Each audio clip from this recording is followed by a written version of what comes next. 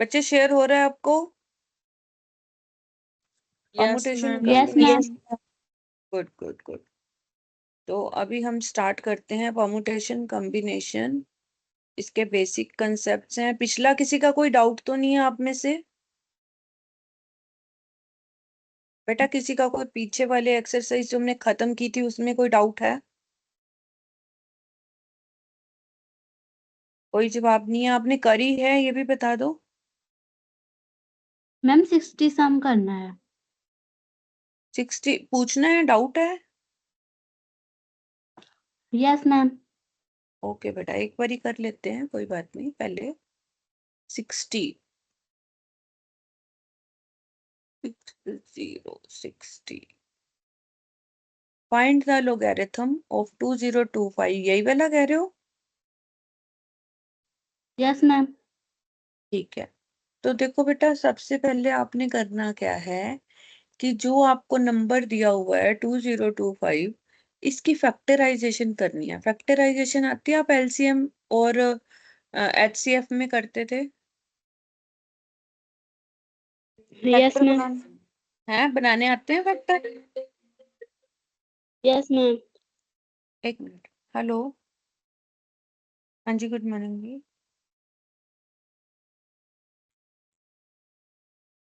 मेरा है ये? कितना पेमेंट है?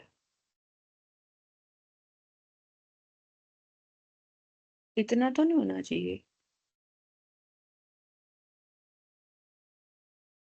हम्म, इसकी एटीसी नहीं आई होगी ना, मेरे को लगता है एटीसी आई है।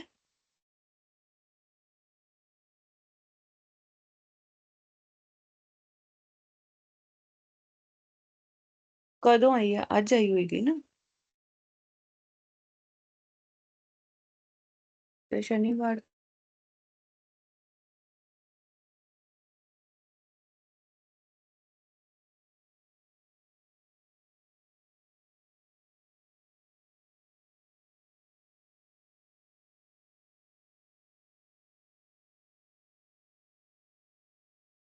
हाँ जी बेटा।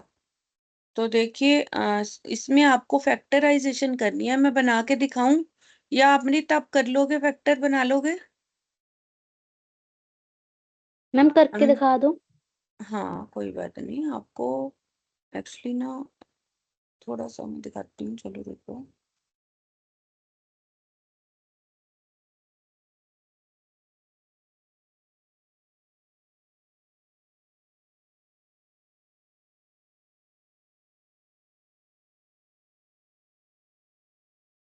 देखिए दिख रही है स्क्रीन एक्सेल वाली सबको? Yes ma'am. Yes ma'am. हाँ। तो इसको आप जैसे मैं अब यहाँ पर पूरे फैक्टर वो लाइन तो नहीं ड्रा कर पाऊंगी, देखती हूँ अगर कर पाती हूँ तो।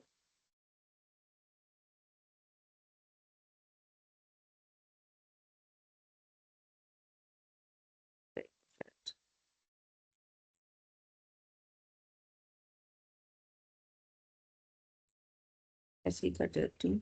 आपको याद होगा पहले हम इसको 3 से करते हैं प्राइम फैक्टराइजेशन। 3 से हम करेंगे। 3 6 जा 18, 2 2 3 7 जा 21, देन 3 5 जा, ये आ गया। फिर हम 3 से करेंगे इसको, क्योंकि हम एक्सेल कर रहे हैं तो उसका फायदा उठा लेते हैं। डिवाइडेड बाय 3, ये आ गया। फिर इसको हम 3 से करेंगे, जितनी बारी हो जाता है।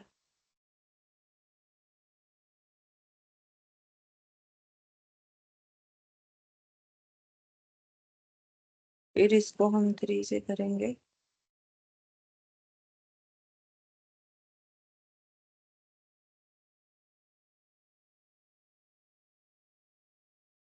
फिर अब 3 से नहीं हो रहा तो 5 से करेंगे।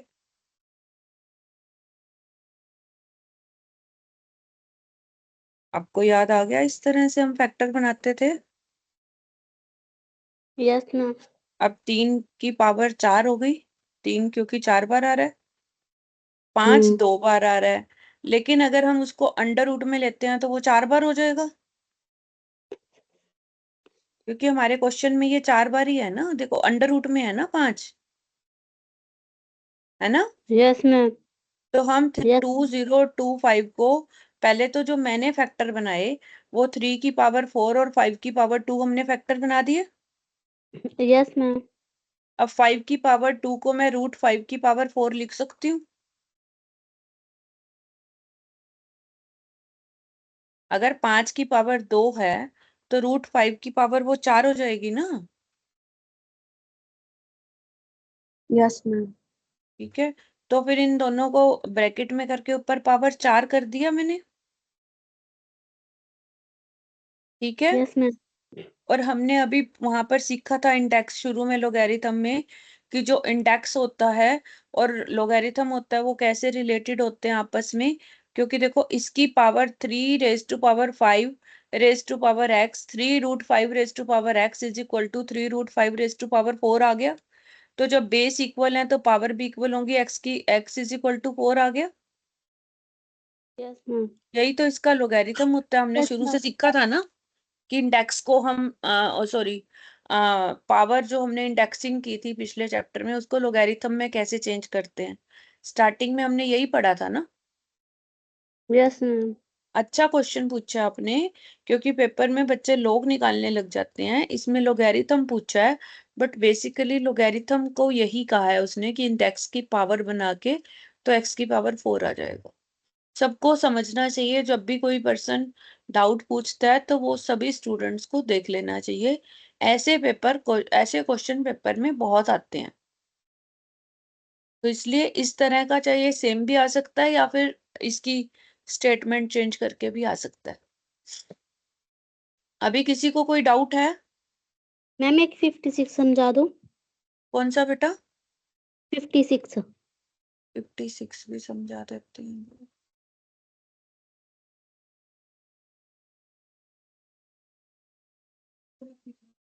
वन थर्टी था। बोलो, कुछ कहना है बेटा, बोलो। 1 मिनट बेटा।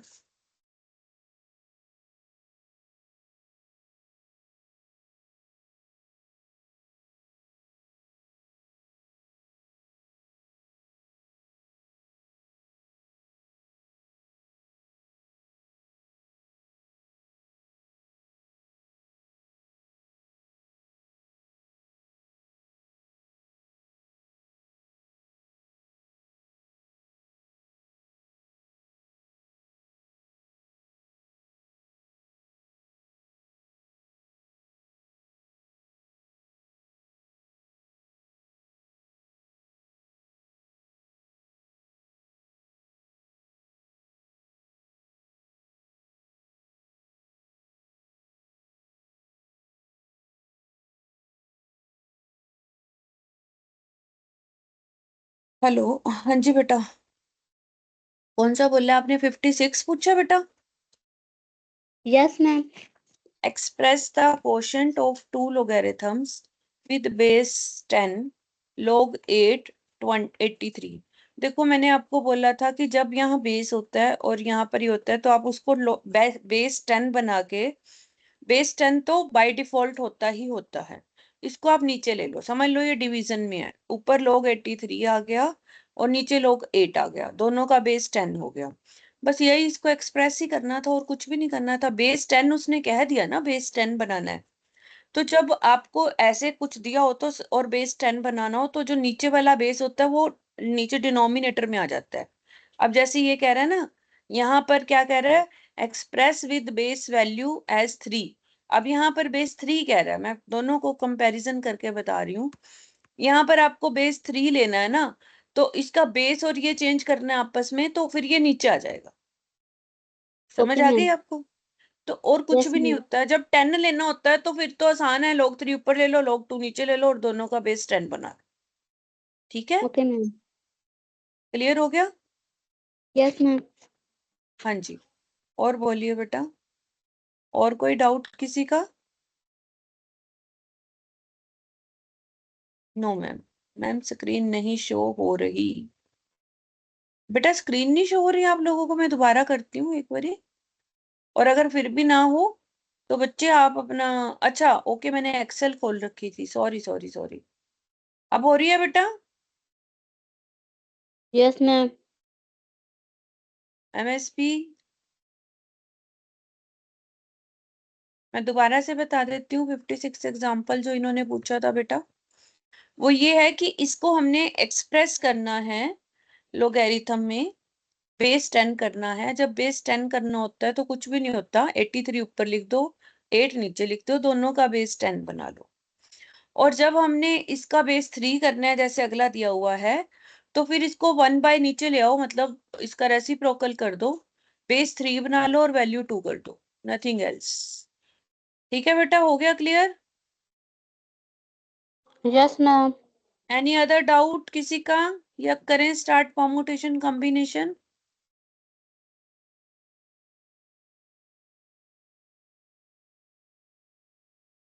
Yes, permutation and combination start करना है, बेसिक कंसेप्ट हमने पढ़ने हैं।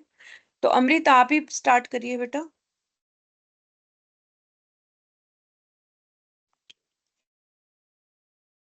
Fundamentals principle of counting.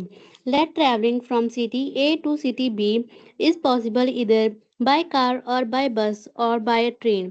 There are three ways of going from city A to city B, and with each of these three ways, there are associated two ways by auto or by risk, rickshaw. rickshaw of going from city B to city C. Hence, possible way of going from A to C. B can be 3 into via B, 2 is equal to via B, A to C via B. Via B. Via B can be 3 into 2 is equal to 6. Above concept can be generalized as if there are m ways of doing a job, and with each of these ways there are associated and ways of doing another job, then the way two jobs can be done in m into n numbers of way. Very good. देखिए, fundamental principle of counting को ही हम permutation बोलते हैं, कि हमने counting करनी है, किसी काम को करने के कितने तरीके हैं हमारे पास, दैट इज परमुटेशन। तो आप देखिए, वो कहता है कि आपने ए से बी जाना है, आप कार से भी जा सकते हो, बस से भी जा सकते हो, ट्रेन से भी जा सकते हो, आपके पास 3 रास्ते हैं। तो अगर कोई आपसे ये पूछे कि ए से बी जाने के लिए आपके पास कितने तरीके हैं, तो आप बोलोगे 3 तरीके। फिर आपने बी से जाना है C, going from A to C, A to B, there are 3 ways. उसके बाद एक एसोसिएटेड और है कि आपने बी से आगे सी में जाना है, ए से बी सिटी पहुंच गए, फिर बी से सी जगह आगे किसी पिंड में या गांव में, जैसे हम बोलते हैं, जाना है। वहां जाने के लिए 2 आपके पास रास्ते हैं, या तो आप ऑटो से जा सकते हो या आप रिक्शा से जा सकते हो। तो अब देखो, अगर मैं ये कहूं कि आपको ए टू सी जाना है और वाया बी होके जाना है, तो पहले आप ए से बी जाओगे, फिर बी से सी जाओगे, और कोई रास्ता नहीं है। अब क्योंकि ए से बी आप कैसे जाते हो, 3 रास्ते हैं, बी से सी आप कैसे जाते हो, 2 रास्ते हैं। तो ए से सी बाया बी जाने में आपके पास 6 रास्ते हैं। 6 कैसे बनेंगे? क्योंकि हो सकता है पहले आप ट्रेन से जाओ, फिर आप ऑटो से जाओ, एक रास्ता हो गया। दूसरा, ट्रेन एंड रिक्शा, 2 हो गए, ठीक है। तीसरा, आपके पास कार एंड ऑटो है। चौथा, कार एंड रिक्शा, 4 हो गए। पांचवा, बस एंड ऑटो, बस एंड रिक्शा, 6वां। 6 हो गए आपके पास। कॉम्बिनेशन भी तो करोगे ना? समझ आ गई आपको ये बात? Yes ma'am. तो अब आपको इसको कैसे डिफाइन करना है, कि अगर आपको कोई काम करने के लिए एम वेज है, नंबर ऑफ एम वेज है आपके पास, और उससे एसोसिएटेड फर्दर कोई और काम करने के लिए आपके पास एन वेज हैं, तो आपको दोनों जॉब को पूरा इकट्ठा करना है, तो एम इंटू एन, यानी मल्टीप्लाई कर देना है दोनों को, और कुछ नहीं करना है। यहां तक क्लियर हो गया आप लोगों को? Yes हाँ ma'am. जी। अब आगे मैं बुलाऊंगी, कौन पढ़ेगा? समृद्धि इज देयर? कौन पढ़ेगा आप में से? वॉलंटियर? समृद्धि हाथ नहीं खड़ा करी यार। समृद्धि पढ़ो, आवाज तो आ नहीं रही है आपकी। बेटा पढ़ो समृद्धि आगे। Understanding the meaning of N factorial.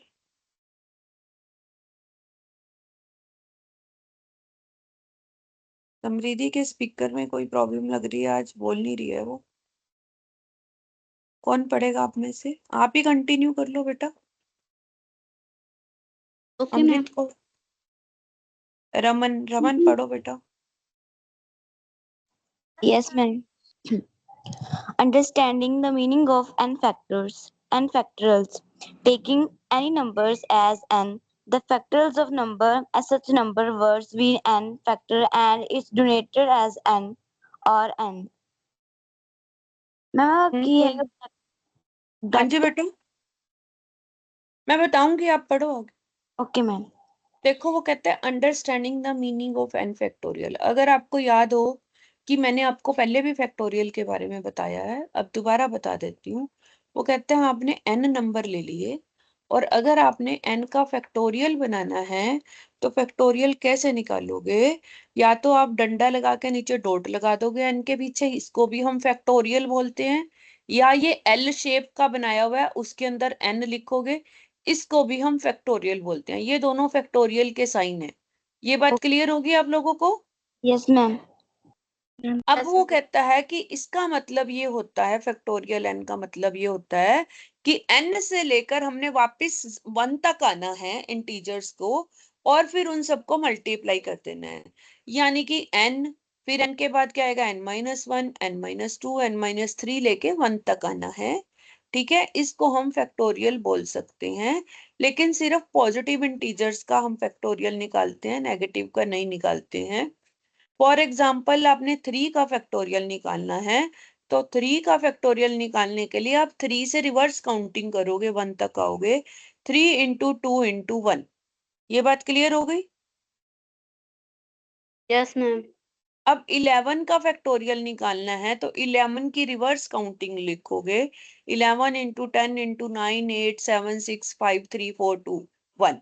सबको मल्टीप्लाई करना है। ये बात हो गई क्लियर? Yes ma'am. अब आगे वो कहता है इंपॉर्टेंट रिजल्ट्स क्या हैं, ये आपको याद रखने हैं, चाहे नोट्स बना के याद रखो, चाहे आप वैसे याद रखो, इसके बेस्ड क्वेश्चन आ सकते हैं। Then you have to remember all these things. तो कैसे निकालेंगे? देखिए, 0 का फैक्टोरियल हमेशा 1 होता है, याद रखना है आपने। ठीक है, 0 का फैक्टोरियल क्या होता है? 1। 1। ठीक है, और 1 का फैक्टोरियल भी 1 है। क्लियर? हाँ जी बेटा, समझ आ गई? Yes yes ma'am. मैम। और 2n का आएगा 2n into 2n-1 into 2n-2 और 1 तक। ये तो चलो वैसे ही है, जैसे n का था वैसे ही 2n का है। इसमें कुछ आगे फर्दर हो सकता है कि 2 बाहर आ जाता है, वो हम बाद में देखेंगे, फिलहाल आपने ऐसे ही करना है। अब आप आगे आता है आपका क्वेश्चन, जैसे ये कह रहा है 7 फैक्टोरियल की वैल्यू निकालो। Factorial of 7 7 6 7 into 6 into 5 into 4 into 3 into 2 into 1। ये तो आप कैलकुलेटर से कैलकुलेट करोगे, निकल जाएगा। क्लियर हो जाएगा? ये समझ आ गया बेटा? Yes ma'am. Yes ma'am. अब आगे देखिए, permutation of n different objects taking r at time.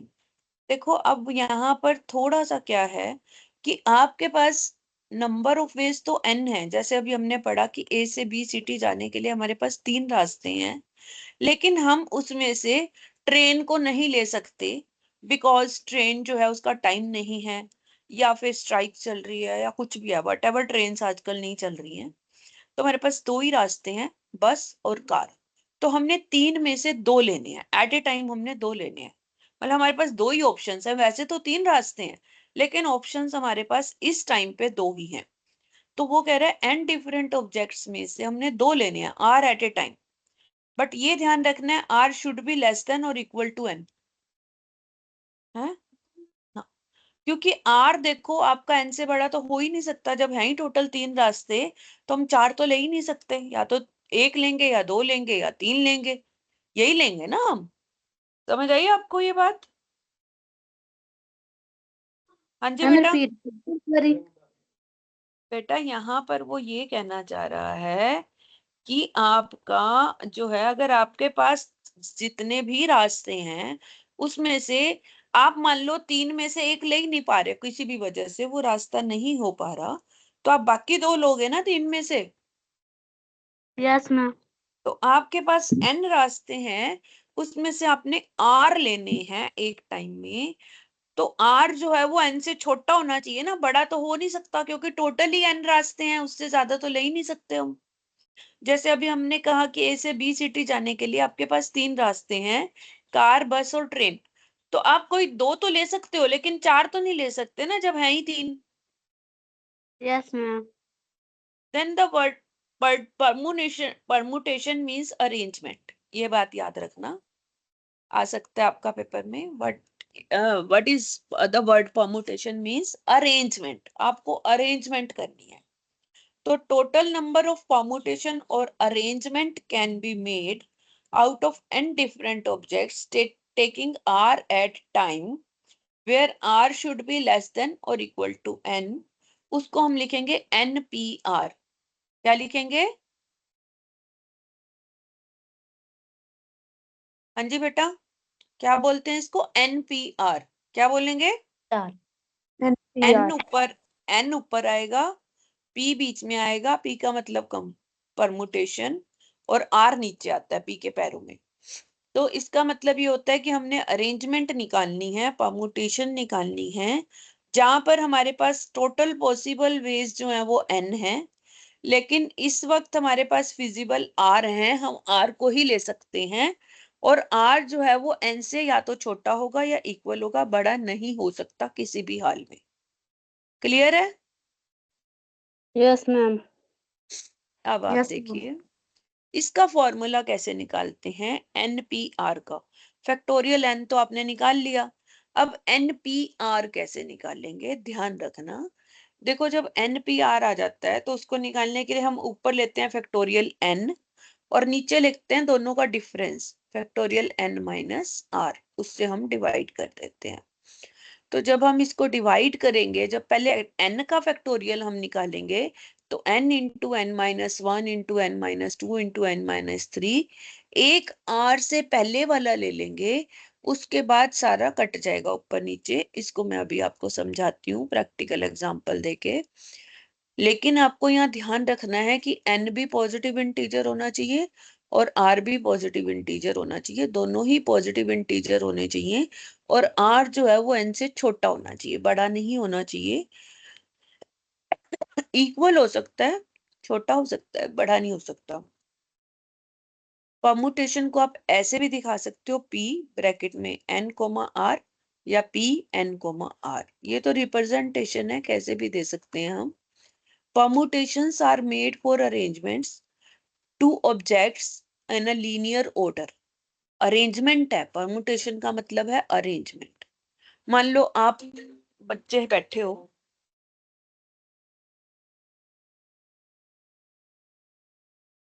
Hello ma'am, ma'am, हाँ जी हाँ जी मैम, मैम आपको थोड़ी देर 1 घंटे में करती हूँ, मेरी क्लास है। हाँ 1:30 पक्का पक्का, प्रॉमिस। Okay okay. तो अब देखिए आपको जो अरेंजमेंट्स करनी है लीनियर ऑर्डर में करनी है, और रीअरेंजमेंट जो है already ordered set is the type of arrangement made in definite order.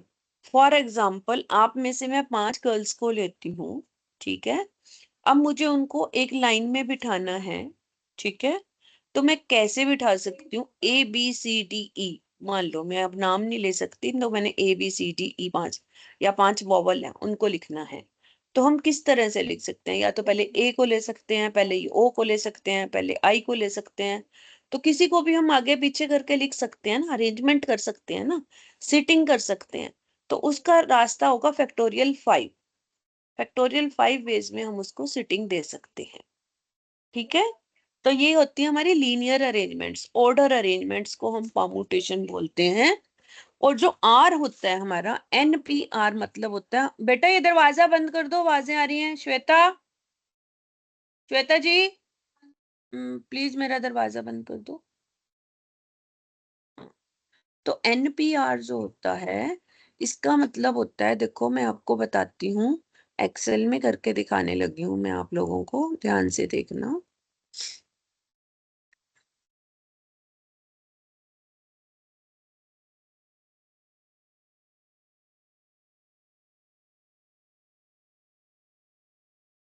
देखो हम ऐसे लिखते हैं क्योंकि हमारे पास और कोई रास्ता नहीं है। परमुटेशन ब्रैकेट में 5,3। क्लियर हो गया ये? 5 क्या है यहाँ पर? N है, ठीक है, और 3 क्या हमारा? R है। नजर आ रहा है सबको? Yes ma'am. अब देखिए हमने क्या करना है, फैक्टोरियल 5 को हमने ऊपर लेना है अकॉर्डिंग टू देम। इसका वो साइन होता है ना इसमें हमारे पास,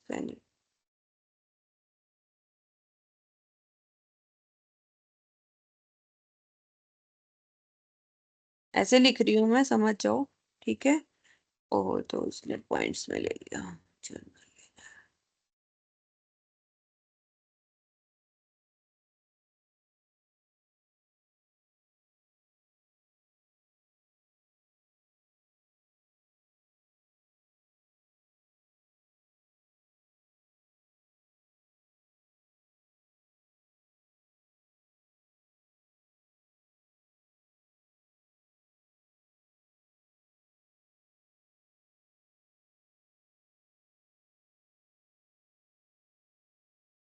फैक्टोरियल 5, नीचे क्या लिखा है इसने? फैक्टोरियल 5 - 3, यही लिखा ना इसने?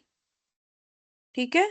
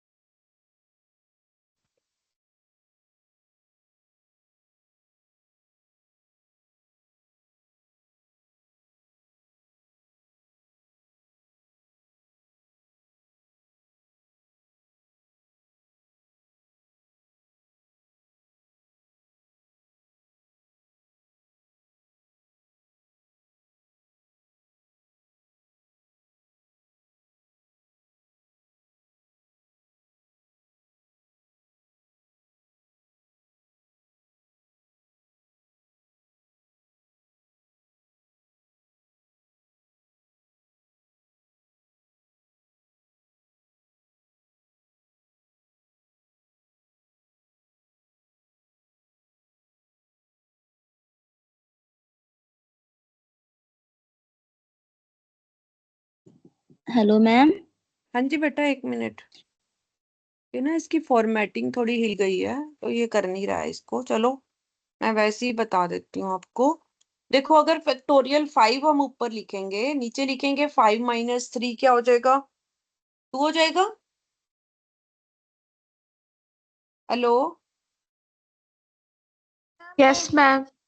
मैं ना आपको यस। इस एग्जाम्पल में ही समझाती हूँ।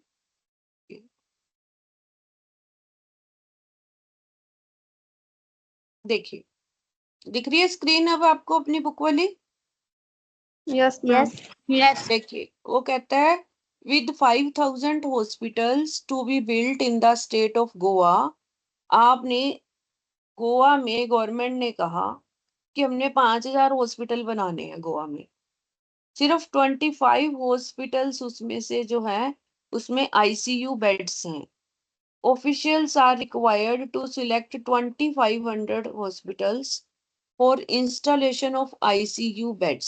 ठीक है, Officials are required to select। अब 5000 में से आपने 2500 हॉस्पिटल सेलेक्ट करने हैं जिसमें आपको आईसीयू की अरेंजमेंट करनी है।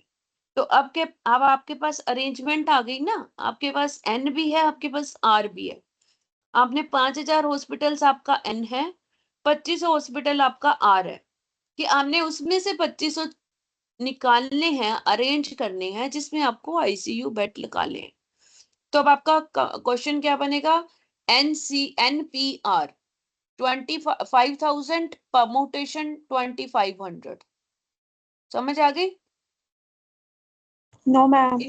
देखो, in the given question total number of hospitals आपके पास 5000 हैं, उसमें से ICU beds to be installed in only 2500 hospitals out of 5000 built for the purpose of permutation and stands for total number of objects which are available for selection। तो आपके पास कितने available हैं total? Hence in the given question total hospitals आपके पास 5000 हैं। ठीक है, yes ma'am. so the value of n क्या आ जाएगा आपका? 5000। Yes ma'am.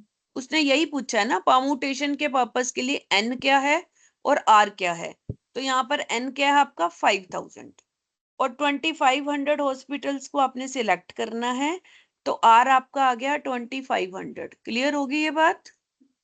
Yes ma'am. अब आते हैं classification of permutation. Classification of permutation है when repetition is not allowed. अब आपको ये पॉइंट्स याद करने हैं, ठीक है?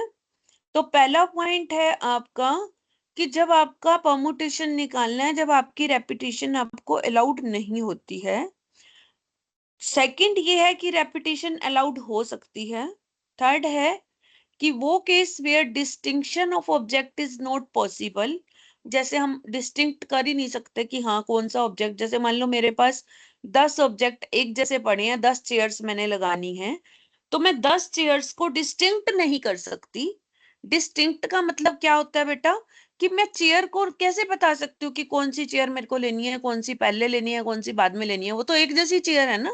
अगर मैं आपको 10 चेयर्स को एक साइड एक लाइन में रख अरेंज करने के लिए बोलूं, तो क्या आप चूज कर सकते हो कौन सी चेयर पहले आनी चाहिए, कौन सी बाद में? वो तो एक जैसी है।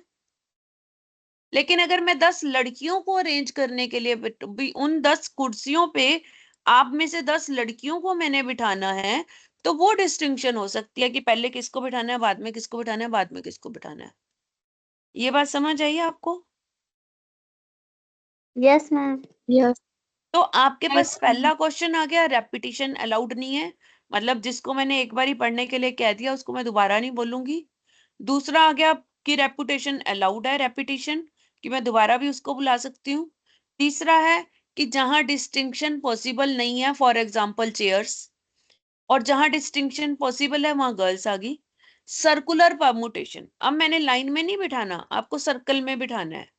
ठीक है, एक सर्कल बनाना है, जैसे हम वो पिल्लो वाली गेम खेलते हैं ना, एक दूसरे पासिंग पिल्लो वाली, तो सर्कल बनाते हैं। अब आपको सर्कल बनाना है, वो सर्कुलर परम्यूटेशन हो जाती है। And when repetition is not allowed, नहीं लिखना चाहिए था इसको, रेपिटेशन अलाउड लिखना चाहिए था, क्योंकि नॉट अलाउड तो ऊपर आ ही गया। नहीं सॉरी, रेपिटेशन तो ऊपर आ गया, फर्स्ट है। अच्छा अच्छा, 4 आपके वो हैं, अब इसने बताया है आगे, अब इस पे क्वेश्चन करेंगे। when repetition is not allowed, when repetition is allowed, when distinction is not possible, and circular permutation। तो पहला है when repetition is not allowed, with every object being selected the availability of remaining objects do decrease। क्योंकि देखो जब हम hospital की बात कर रहे हैं, तो जब एक हॉस्पिटल में आईसीयू लग जाएगा तो बाकी 4900 हॉस्पिटल रह जाएंगे ना, जो हमारी सिलेक्शन के लिए रह जाएंगे, एक एक कम होता यस। जाएगा ना। क्योंकि हमने रेपिटेशन तो अलाउड करनी ही नहीं है, उसको दोबारा लेना ही नहीं है।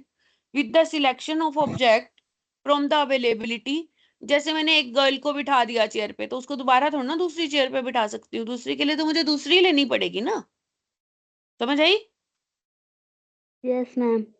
तो basically the total number of objects available for selection decreases after every selection is done.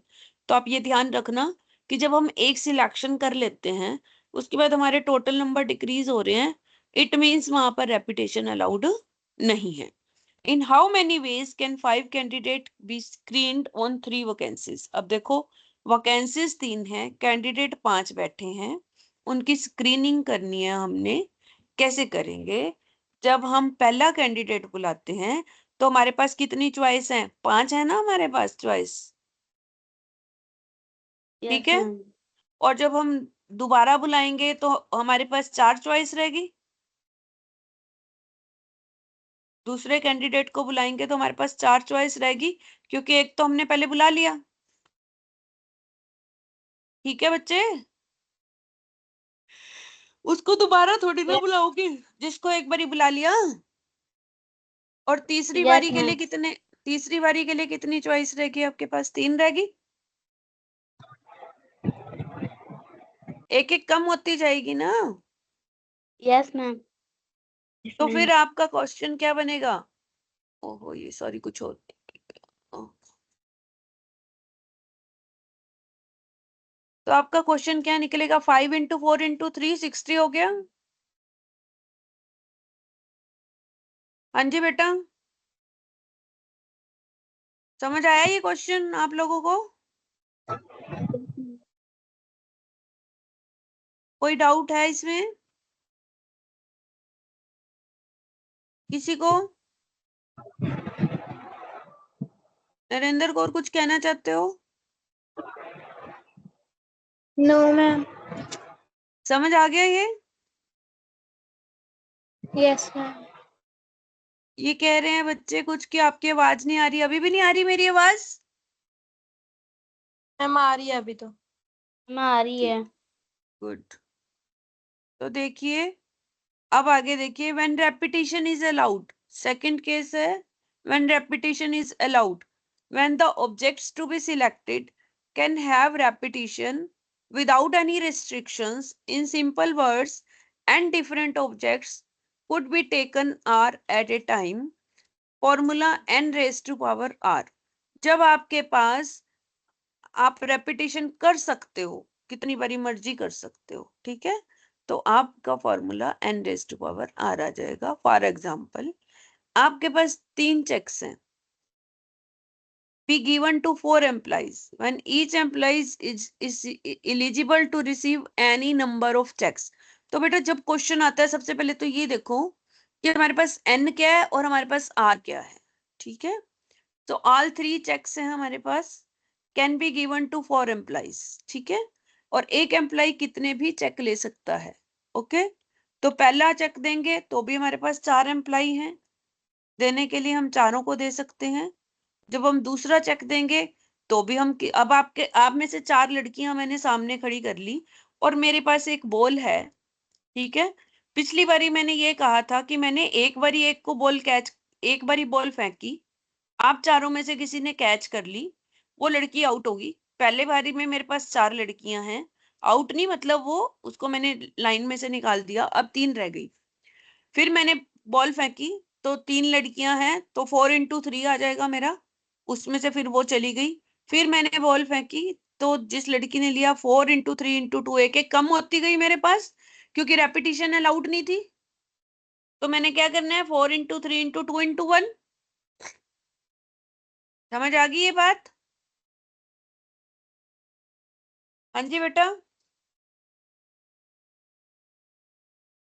बच्चे आप लोग जवाब तो दो, आपको समझ आ रही है या नहीं आ रही है? Yes ma'am. अब अगर रेपिटेशन अलाउड है तो उस केस में क्या करूंगी मैं? मैंने पहली बॉल फेंकी, मेरे पास 4 ऑप्शंस हैं, कोई भी लड़की ले सकती है, मैंने उसको बाहर नहीं निकाला। फिर मैंने दोबारा बॉल फेंकी, फिर 4 ऑप्शंस हैं। फिर मैंने तीसरी बार बॉल फेंकी तो भी 4 ऑप्शंस हैं, क्योंकि मैं उसको दोबारा भी तो दे सकती हूँ जो लड़की को पहले दी है। तो 3 चेक है मेरे पास, मैंने 4 लोगों को देने हैं, 4 में से किसी 3 को मिलेंगे ऑब्वियसली, 3 चेक है तो 3 ही बांटने हैं। तो मैं पहला चेक दूंगी तो मेरे पास 4 लोग हैं देने के लिए, दूसरा दूंगी तो भी 4 हैं, तीसरा दूंगी तो भी 4 हैं। तो 4 इंटू 4 इंटू 4 आ गया। यहाँ पर 4 मेरा क्या है, n है, नंबर ऑफ एम्प्लॉइज। 3 मेरे पास चेक हैं, क्योंकि r जो है वो n से बड़ा नहीं हो सकता, तो बड़े वाला हमेशा n होएगा। आपको बता दूं, परमुटेशन में ये पहचानना है आपने, अभी हमने पढ़ा था। तो r हमारा 3 होएगा, n हमारा 4 होएगा, और अगर रेपिटेशन अलाउड है तो चुपचाप n raise to power r कर दो, 4 raise to power 3, 4 into 4 into 4 आपका आंसर आ जाएगा। क्लियर हो गया ये? Yes ma'am. Yes. अब तीसरा था हमारे पास कि जब डिस्टिंक्शन मेरे पास पॉसिबल ही नहीं है, बोल तो वही है ना, बच्चे डिस्टिंक्ट है, तो वहां पर when objects are similar in nature and can't be distinguish among themselves, or the identical distinction of any object from the available objects is not possible due to objects being identical. In such cases, if permutation would be done considering all alike objects to be one single object, thus while finding number of possible permutations, the denominator would be divided by permutation or like objects. तब तो वहां पर आपका formula क्या आएगा, factorial n upon factorial p into factorial q। अब एक नई चीज आ गई यहाँ पर, q। q है जो अलाइक ऑफ अनदर काइंड। देखो अब इसका एग्जाम्पल देखिए आप, वो कहते हैं determine the arrangements which could be made from the word Apple. अब एप्पल में मेरे पास कितने वर्ड हैं, देखिए टोटल 5 लेटर है मेरे पास, ठीक है। Yes, ma'am. तो n तो मेरा 5 हो गया, इसमें 2 p हैं, p की रेपिटेशन हो रही है, एक मेरा a l और e 1 1 है। तो 10 the required number of arrangement क्या आएगा, ऊपर फैक्टोरियल 5 आएगा, नीचे आएगा फैक्टोरियल 2। फैक्टोरियल 2 क्यों आया, जो डबल नंबर है p वाले उसके लिए 2 आया। अगर ये 3 होते तो मैं फैक्टोरियल 3 लिख देती। तो वही क्यू जो है वो अलाइक है ना, एक तरह से है दोनों, तो उसके लिए हमारा नीचे अलग से फैक्टोरियल आएगा क्यू 2। ठीक है, समझ आ गई आपको? Yes ma'am. Yes, अब ma'am. अगर इसमें p 3 बार ही होता तो मैं नीचे फैक्टोरियल 3 लिख देती। जब भी किसी वर्ड में कुछ रेपिटेशन होगी तो आप उसको डिवाइड कर दोगे उससे। नेक्स्ट लास्ट आता है हमारा circular permutation. When the objects are arranged in circular formation, then that is called circular permutation.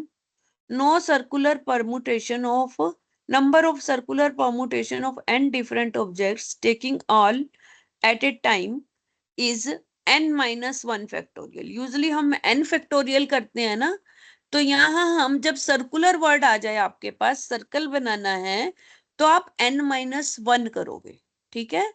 और अगर कुछ अलाइक हो उसमें, all at a time, taking all at a time, तो n minus 1 factorial upon 2 when clockwise और anti clockwise are not different. अगर तो उसमें लिखा हो कि आप क्लॉकवाइज कर रहे हो या एंटी क्लॉक, तो n माइनस 1 आएगा। अगर क्लॉकवाइज और एंटी क्लॉकवाइज डिफरेंट नहीं है तो आप 2 से उसको डिवाइड भी करोगे। ये बात आपको समझ आ गई? अब Yes, देखिए, ma'am. जैसे वो कहता है 8 बॉयज हैं, उनको एक रिंग में बिठाना है, सर्कल में चेयर्स लगा दी मैंने 8, तो फैक्टोरियल 8 माइनस 1 उसका। वैसे तो हम फैक्टोरियल 8 करते अगर हमने सीधी लाइन में बिठाना होता तो, लेकिन अब क्योंकि सर्कल में बिठाना है तो हम फैक्टोरियल 8 माइनस 1 करेंगे। क्लियर हो गई ये बात? तो फैक्टोरियल 7 आ जाएगा सर्कल में, ठीक। बेटा जी देखिए, अगर आपने सर्कल में अगर तो सीधी लाइन में बिठाना है, ठीक है, तो फैक्टोरियल 8 करेंगे, अब फैक्टोरियल n करेंगे। अगर आपने सर्कल में बिठाना है उन्हीं 8 बच्चों को, तो आप फैक्टोरियल n माइनस 1 करेंगे, ठीक है। समझ आ गई बेटा? अब आगे देखो, 8 डिफरेंट बीड्स हैं जिनको आपने एक नेकलेस में डालना है। तो आपके पास जब 8 डिफरेंट बीड्स आप अरेंज करोगे तो क्लॉकवाइज और एंटी क्लॉकवाइज जो है वो आप arrangement counting are taken different, but necklace obtained by clockwise permutation will be same. अब अगर आप 7 बच्चों को बिठा रहे हो, 8 बच्चों को, तो आप जब सर्कल में बिठाओगे तो ऐसे हो सकता है कि ए के राइट में बी आए, बी के राइट में सी आए, या ए के लेफ्ट में बी और फिर लेफ्ट में सी, वो क्लॉकवाइज और एंटी क्लॉकवाइज हो गया। लेकिन बीट्स अगर आप आगे पीछे राइट और लेफ्ट में करते हो तो वो सेम सेम चीजें हो गई, आप उसमें डिस्टिंग्विश नहीं कर सकते, बीट तो वही रहेंगे।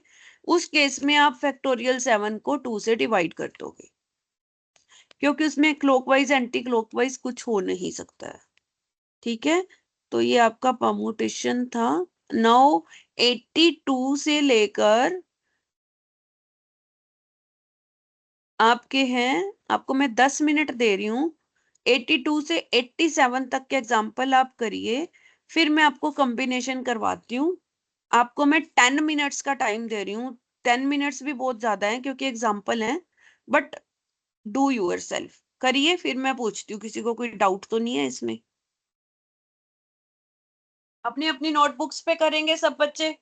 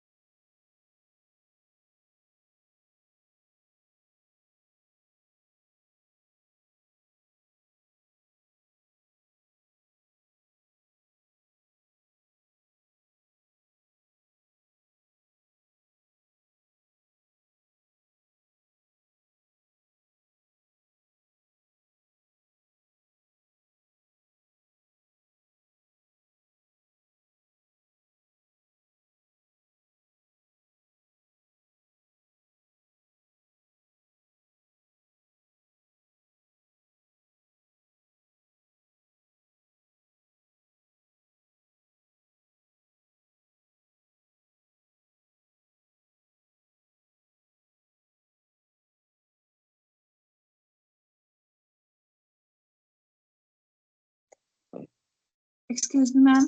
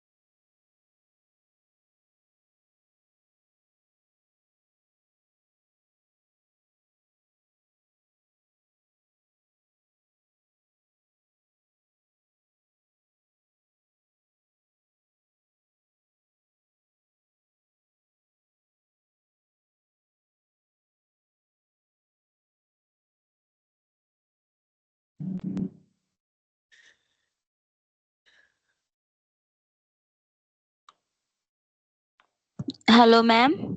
हाँ जी बेटा। मैम थोड़ी आवाज कट हो गई सी जी। बेटा मैंने तो क्वेश्चन करने को दिए है ना, आज तो अभी मेरी मैं बोल ही नहीं थी। आपको एग्जाम्पल दिए है ना मैंने करने को। Okay ma'am. करिए बेटा, उसको खत्म करिए।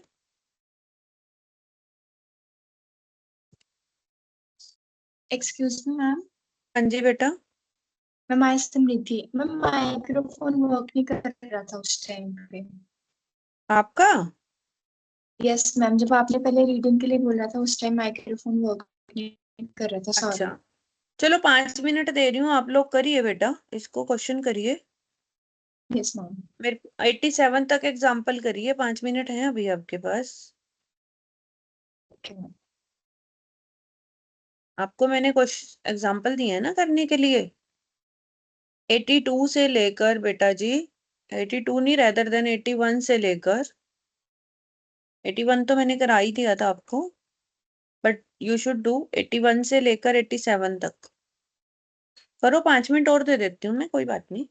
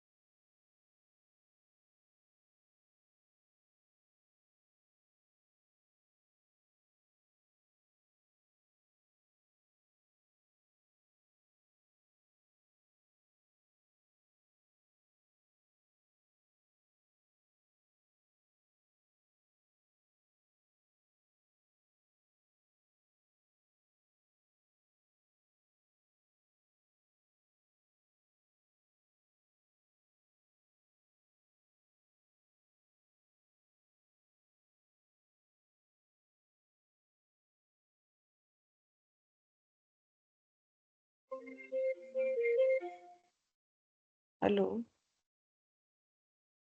हेलो सर, कैसे हैं? हाँ बस सर, थोड़ा सा तबीयत ठीक नहीं थी, घर ही हूँ। हाँ जी, हाँ जी, हाँ जी सर। 80, हाँ मेरी बात हुई थी। अगर सर आज अर्जेंट है तो मैं आपको दे देती हूँ अपना यूजर आईडी पासवर्ड। कल आना है, हाँ जी। सर ये उसी में जाती है 2610, जो हमारा 743 है।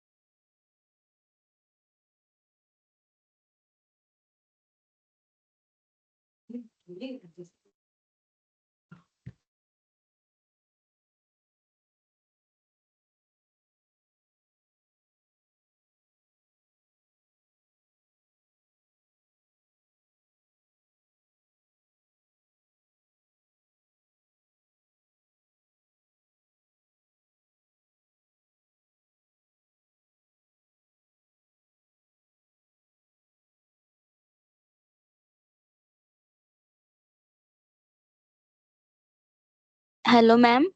हाँ जी बेटा, मैम 82 माने दसूंगी जी। 1 मिनट बेटा जी, बट 1 सेकंड होल्ड करो, आप 87 तक करो, मैं सारे बताऊंगी, बस 5 मिनट का टाइम मुझे भी चाहिए थोड़ा, मैं एक कॉल आ गई ऑफिस से, आप करो बेटा, जो नहीं हो रहा वो मैं सारे बताऊंगी, ठीक है।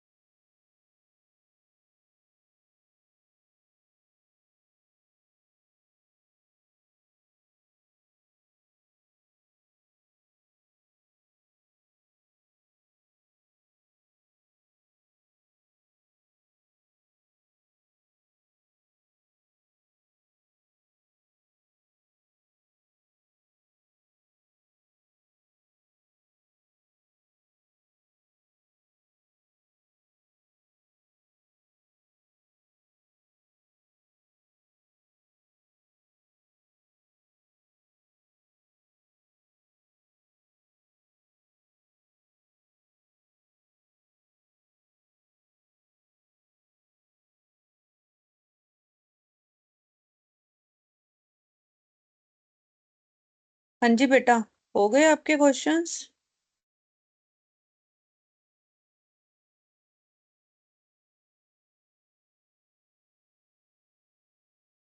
Yes ma'am. मैम मैं 82 समझा दो जी। हाँ 82 बता देती हूँ। 82 में देखिए 1/4 प्लस 1/5 इज इक्वल टू 8/6 आपने x की वैल्यू निकालनी है। सब बच्चे सुन रहे हैं ध्यान से? आवाज आ रही है मेरी सबको? Yes ma'am. यस। गुड। तो अब देखिए हमने क्या करना है इसमें, जब हम कोई चीज ऐसे इक्वल टू करते हैं और x की वैल्यू निकालनी होती है, तो हमारा सबसे पहला काम होता है कि हमें डिनोमिनेटर सेम बनाना है। सबका एलसीएम लेते हैं या हम कुछ भी करते हैं, सेम बनाते हैं, जो कैंसिल होता है कैंसिल करते हैं। तो अब हमने ये देखना है एलसीएम निकालते हुए जब हम फैक्टर बनाते हैं तो हमारा सबसे छोटा डिजिट क्या है। यहाँ पर हमारा सबसे छोटा डिजिट 4 है, तो 4 को हम एज इट इज रखते हैं। 5 को हम करते हैं 5 × फैक्टोरियल 4। जो चीज मैं आपको उस टाइम समझाने जा रही थी, एक्सेल में काम नहीं कर रही थी, वो यहाँ पर है। 5 को हम कैसे लिखते हैं, 5 × 4 × 3 × 2 × 1।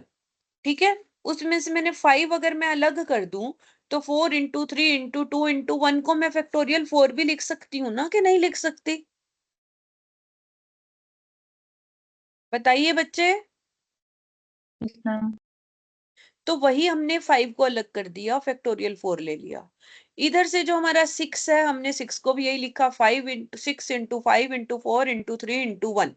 तो अब हमने 6 और 5 को अलग कर दिया, 4 × 3 × 2 × 1 को हम फैक्टोरियल लिख देते हैं। ये बात भी क्लियर होगी सबको?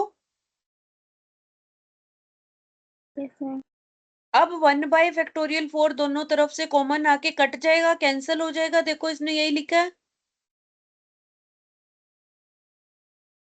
हाँ जी बच्चा, तो यहाँ क्या रह जाएगा? 1/4 कॉमन आ गया तो यहाँ तो 1 रह जाएगा। 5 वाले में 1/5 रह जाएगा। इधर से x/30 रह जाएगा। 6 5 जा 30, बाकी सब तो निकल गया। अब इधर हम 5 को अगर हम एलसीएम लेते हैं तो 5 + 1 6/5 आ गया। यहाँ x/30 आ गया। यहाँ पर हमने x की वैल्यू निकालनी है। 30 को इधर ले आएंगे, मल्टीप्लाई हो जाएगा। 5 6 जा 30 और 6 6 जा 36। हो गया क्लियर? मतलब हो गया सॉल्व। अब क्लियर हुआ जिसका भी डाउट था ये, या दोबारा से करके बताऊं बेटा?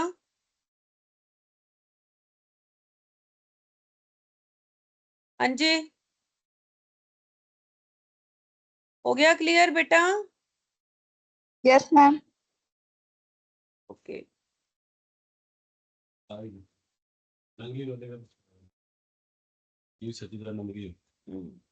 और कोई डाउट बेटा? Ma'am 84। 84. In how many ways the first and second prize of maths and stat be given in class of 40 students? अब आप लोगों का क्वेश्चन है ये, तो वही फर्स्ट प्राइज भी आपकी क्लास में आना चाहिए, सेकंड भी आपकी क्लास में आना चाहिए, तो टॉप करना है आप सबने। देख लो 100/100 आने चाहिए। अब फर्स्ट एंड सेकंड प्राइज कैसे दे सकते हैं? इसमें रेपिटेशन तो हो नहीं सकती, आपको सिंपल वे में बता रही हूँ, रेपिटेशन नहीं हो सकती। एक बच्चे को प्राइस देना फर्स्ट, तो 40 में से 40 बच्चे, हमारे पास कितने ऑप्शंस हैं? 40 ऑप्शंस हैं। ठीक है। Yes, अब ma'am. सेकंड प्राइस यस देने के मैम। लिए कितनी ऑप्शंस रहेगी? 39 रहेगी, क्योंकि एक को तो फर्स्ट मिल गया। तो 40 × 39, बस और कुछ भी नहीं करना। इसने जो लिखा है, इसने लिखा है आपके तरीके से 40p2 लिखा है। ऐसे करने की हमें जरूरत नहीं है, ये ठीक है, इसने गलत लिखा है। 40p2 नहीं आना चाहिए, यहाँ दोनों में ही 40p2 लिख दिया इसने। Hello. हाँ जी बेटा। Hello. हाँ जी बेटा। Hello, ma'am. हाँ बेटा, बोलो बेटा बोलो। Hello. हाँ जी, सुन रही हूँ रेनू, बोलो। हाँ जी बेटा बोलो मैम रेनू। थोड़ी आवाज कट हो रही है जी। कट हो रही है? सब बाकियों को भी नहीं सुनाई दे रही? अब ठीक है बच्चे? मैम सुन रही हो जी। देखो, पहला प्राइज यस देने के मैम। लिए मेरे पास 40 ऑप्शंस हैं। दूसरा प्राइज देने के लिए मेरे पास 39 ऑप्शन है। बुक में से छोड़ दो क्या लिया हुआ है, इसमें आपको 40 × 39 आंसर आएगा आपका। ठीक है, या फिर हम 40p2 भी कर सकते हैं।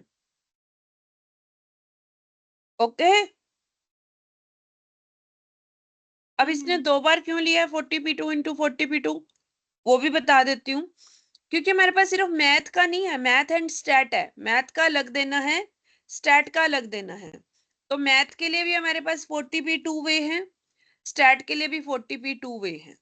अब उसका कॉम्बिनेशन, अब ये वही बस वाला आ गया, A to C हमने जाना है,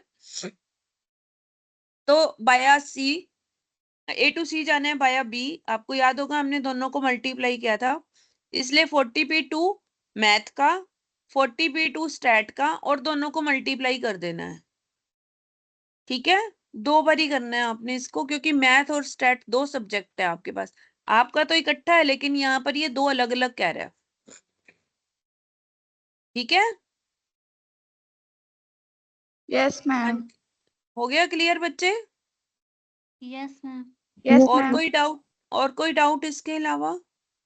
मैम 87। 37 भी बता देती हूँ बेटा। हाँ? There are 5 doors and 4 windows in a room. How many ways a cat will enter in that room? 9 रास्ते हैं भाई, वो कहीं से भी आ सकती है, तो 9 × 9 हो गया। A cat will leave that room, enter and leave. Enter करेगी तो भी 9 रास्ते हैं, जाएगी तो भी 9 रास्ते हैं, तो 9 इंटू 9। कैट के लिए तो कोई फर्क नहीं है डोर से जाए या विंडो से जाए।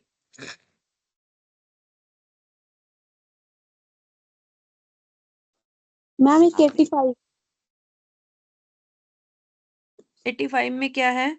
How many words can be formed by using the letters word Allahabad. Allahabad में क्या आ रहा है आपके पास? 4 वोवल आ रहे हैं।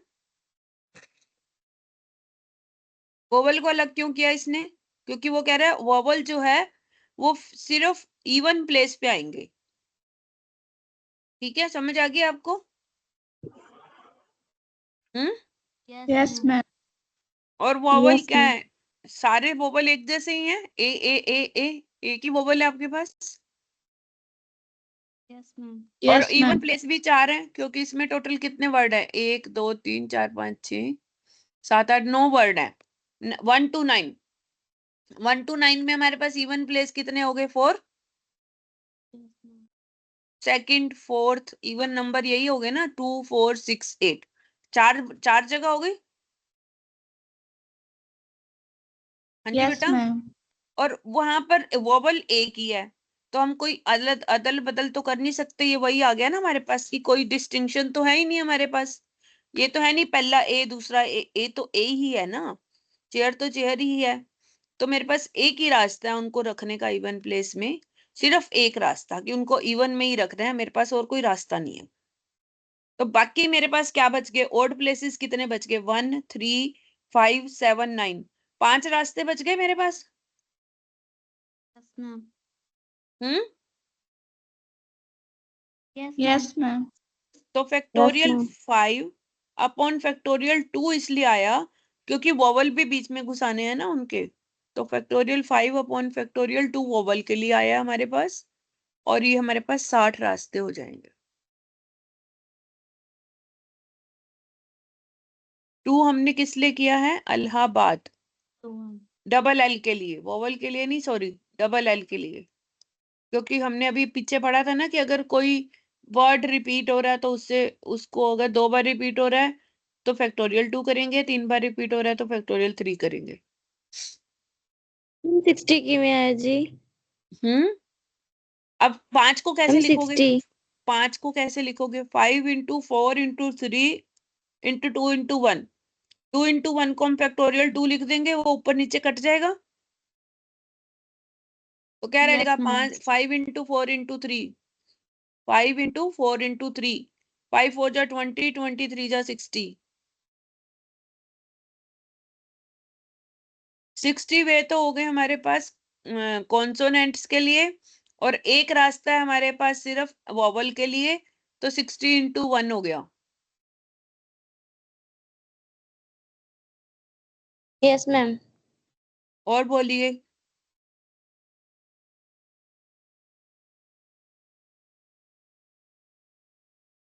और कुछ पूछना है बेटा?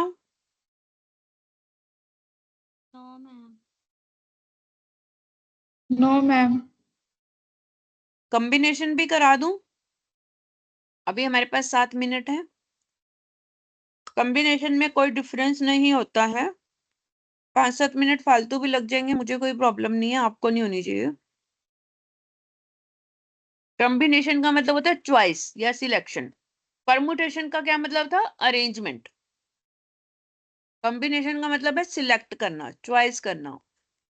ग्रुप बनाने के लिए मुझे ग्रुप बनाना है, टीम बनानी है, चॉइस करना है। Each of different group of selection can be made by taking some or all number of things at a time called combination. Combination of n different objects taken r at a time. r यहाँ भी n से छोटा ही रहेगा। सिर्फ combination में हम c लिख देंगे। वहां पर हम लिख रहे थे factorial n upon factorial n minus r. यहाँ पर एक चीज और आ जाएगी, इनटू फैक्टोरियल r। ये फॉर्मूला आपको याद करना है। अब जैसे यहाँ है, how many ways committee of 2 boys can be formed out of 4। 4 बच्चे हैं मेरे पास, उसमें से 2 बच्चों की मैंने कमेटी बनानी है। तो देखिए कमेटी बनानी है तो 2 ही चूज करने पड़ेंगे मुझे। तो उसके लिए factorial 4 upon factorial 4 minus 2 into factorial 2। 4 upon factorial 2 into factorial 2, सबको सॉल्व करके 6 आंसर आ जाएगा। अब इन दोनों में रिलेशन क्या होता है, जो आपने परम्यूटेशन करा एंड कॉम्बिनेशन करा, क्या रिलेशन है? परम्यूटेशन का आपका ये फॉर्मूला था और कॉम्बिनेशन में नीचे फैक्टोरियल आर लग गया, ठीक है। तो फिर आप क्या करेंगे इसमें, एनपीआर, अगर एनपीआर को हम फैक्टोरियल आर से डिवाइड कर देते हैं तो एनसीआर आ जाता है। आपको इतना ज्यादा डीप जाने की अभी जरूरत नहीं है, क्वेश्चंस जैसे आएंगे हम कर लेंगे। फिलहाल आपको ये प्रॉपर्टीज याद करनी है कि एनसीआर भी 1 होता है, NC0 भी 1 होता है, और NCR जो है वो NCN माइनस आर के बराबर भी होता है। ये आपको तीनों प्रॉपर्टीज याद करनी है, इसमें आपके पास प्रूफ आ सकता है, ठीक है। इसके अलावा इसमें एक पास्कल लॉ है। पास्कल लॉ ये कहता है कि अगर n and r two non negative integers हैं और जो r है वो 1 और n के बीच में है, मतलब 1 से बड़ा है और n से छोटा है, तो NCR minus 1 plus NCR is equal to n+1CR। ये आपको फॉर्मूला याद करना है, इसको हम पास्कल लॉ भी बोलते हैं, आपसे पूछा जा सकता है पास्कल लॉ क्या है, ठीक है। फॉर्मूला क्या है इसके बाद इसका, number of combination of n dissimilar things taking r at time, तो n minus p particular things always occur. जैसे अभी हमने कहा था कि a होना ही होना है, अगर कोई पर्टिकुलर थिंग साथ में कंडीशन लग जाती है तो फॉर्मूला n पे r की जगह n minus p c r minus p, मतलब n में से भी वो p माइनस हो गया और r में से भी वो p माइनस हो गया। और दूसरा है, अगर आपका ऑलवेज अकर, यहाँ पर वो कह रहा था कि पी होना ही होना है, जैसे मैंने 4 में से दो बच्चों की कमेटी बनानी है तो एक तो मुझे लेना ही लेना है, चाहे मैं जैसे मर्जी करूं। और दूसरा है कि एक को बिल्कुल भी नहीं लेना है, नेवर लेना नहीं है। जब लेना है, फर्क क्या है दोनों फॉर्मूलों में, जब आपको लेना है तो r माइनस पी आएगा नीचे, जब नहीं लेना है तो n minus P C R आएगा, ऊपर तो n माइनस पी ही आएगा, सिर्फ नीचे r वाला डिफरेंस आएगा। Total number of combinations of different things taking 1 2 3 and n at a time is 2 raised to power n minus 1, that is NC1 NC2 NC3 आपने लेना है। इन सबको ऐड करेंगे तो आपका आएगा 2 raised to power n minus 1। आगे है ग्रुपिंग। ग्रुपिंग क्या होती है, when it is required to form 2 groups आपने बनाने हैं out of m plus n things, m और n इक्वल नहीं होना चाहिए, so that one group consists of m things, then formation of one group represents the formation of other group automatically। so यहाँ पर हमारा फॉर्मूला आएगा m plus n सी m plus n ऊपर आएगा कॉम्बिनेशन में, नीचे m आएगा।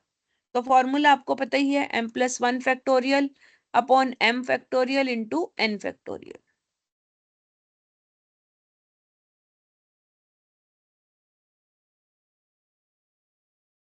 आप इसकी थ्योरी अभी छोड़ दीजिए, कल करेंगे हम। आप इसके क्वेश्चन करिए आज सारे।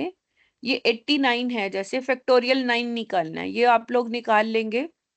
How many veg 3 rows can be selected for vaccination out of 5 rows of college students. College में 5 रो बैठी हैं एक क्लास में, उसमें से मैंने कोई भी 3 रो को बोलना है टीचर ने कि हाँ जी आप ये वाली रो बाहर आ जाओ, ये वाली आ जाओ, क्योंकि वैक्सीनेशन लगनी है। तो 5 में से 3 आपने सिलेक्ट करनी है, ये आपका कॉम्बिनेशन आएगा 5C3। तो 5C3 आप सॉल्व करेंगे, आपका आंसर 60 आ जाएगा। आप आज ये कोशिश करिए करने की। इसके सारे एग्जाम्पल्स मैं आज आपको दे रही हूँ करने के लिए, जो थोड़ी सी थ्योरी रह गई है वो मैं कल बताऊंगी। कॉम्बिनेशन मैंने इसलिए बता दिया है so that you may do the examples at your home. आज आपके पास जो टाइम बचा है इसमें आपने ये क्वेश्चंस करने हैं और इसके एग्जाम्पल्स हैं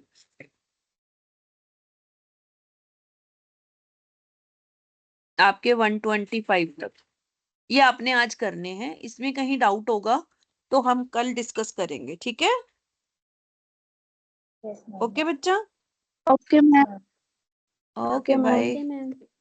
कल का टाइम बता देंगे आपको क्लास का, आज आप इसके एग्जाम्पल कर दीजिए। ओके।